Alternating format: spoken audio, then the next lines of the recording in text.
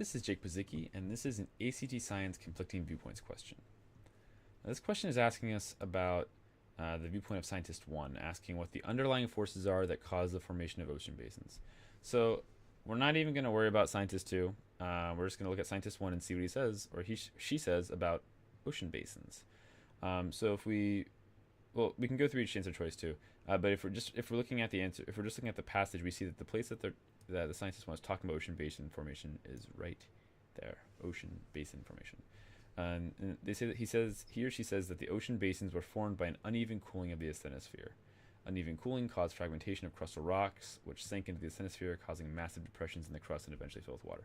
So that is the opinion of scientist 1 on ocean basin formation. And we don't see it anywhere else here in the passage. And if we look at Scientist 2, we see that Scientist 2 talks about ocean basins, but we're not looking at Scientist 2. We're concerned with Scientist 1. So if we look at the answer choices, source A says one oceanic plate being forced underneath another, which we can see is wrong because it doesn't talk about that. It actually talks about that here in Scientist 2's perspective.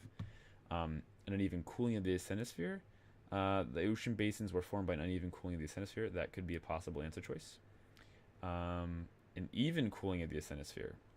Now, if you didn't read carefully, you might think this was the right answer because it says cooling of the asthenosphere, which is right here, but the key word here is even, which is the opposite of the right answer, which is the answer is uneven. So we can cancel that one out. So make sure you're reading carefully. And then the last answer is oceanic plates pulling away from one another. It doesn't say anything about that in its answer choice, and actually, that's what it talks about over here. It talks about the plates in Scientist 2's perspective.